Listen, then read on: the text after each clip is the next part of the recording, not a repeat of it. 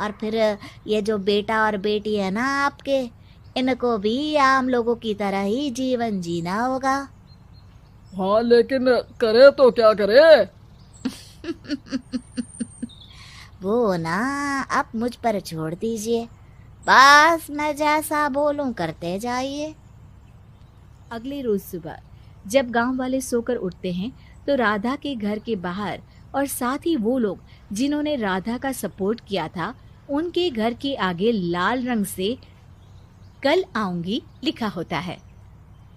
कल आऊंगी? यह क्या होता है? अरे यह तो खून से लिखा है, लगता है कोई भूत प्रेत या चुड़ैल का साया है। चलो सरपंच जी के पास चलते हैं। सभी सरपंच के पास जाकर उसे सारी बात बताते हैं। अरे ये तो बड़ी मुश्किल की बात है।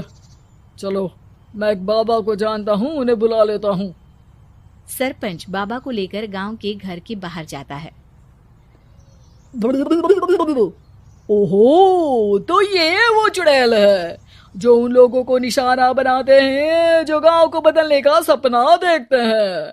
वो गांव को ऐसे ही संपन्न देखना चाहती है। वो नहीं चाहती कि कोई बाहरी यहाँ का कायाकल्प करे। क्या तुम लोगों में से किसी ने गांव को बदलने की सोच रखी है?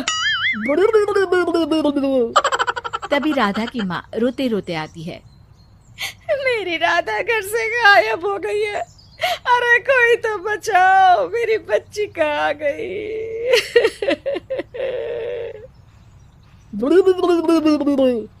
ले गई वो चुड़ैल, तेरी बच्ची को ले गई।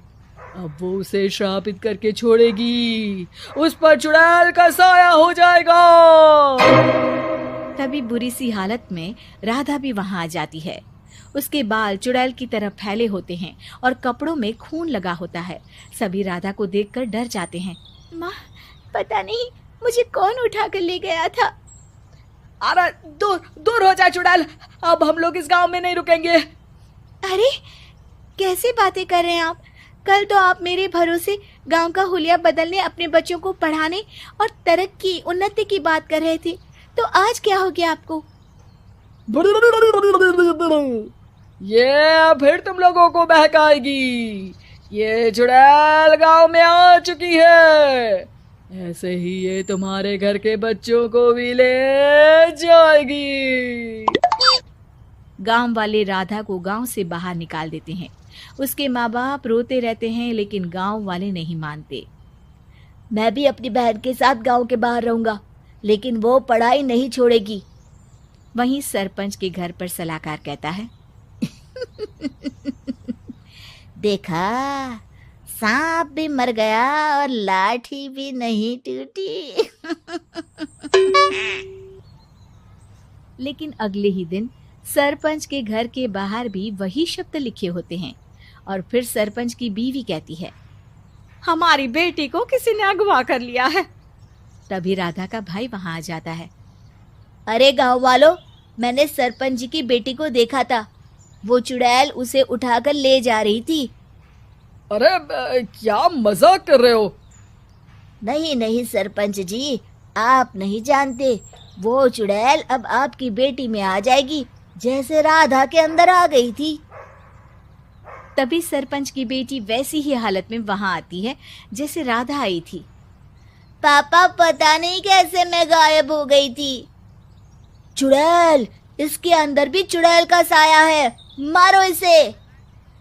अरे नहीं नहीं, इसे भी राधा के पास गांव के बाहर ही भेज दो। अरे चुप रहो, मेरी बेटी कहीं नहीं जाएगी और चुड़ैल वुड़ैल कुछ नहीं होता है। अरे कैसे बात कर रहे हो सरपंच जी? आप तो बोल रहे थे कि आपका फैसला भगवान का ज्ञान होता है, तो अपने पर बात आई तो अब आप ऐसे बोल रहे हैं। अरे ना ना ना, आपको अपनी बेटी को त्यागना ही होगा। अरे बुलाओ बाबा को। राधा का भाई बाबा को ले आता है, जिसे अब गांव वालों के डर के कारण सच बोलना पड़ता है। मैं कोई बाबा नहीं हूँ, मैं तो मोची था। ये सलाहकार महोदय ने मुझे कहा था एक्टिंग करने को। अब वो मुझे पैसे देने वाले हैं। अब मुझे माफ कर दो। गलती हो गई, मुझे माफ कर दो। तभी वहां राधा आ जाती है।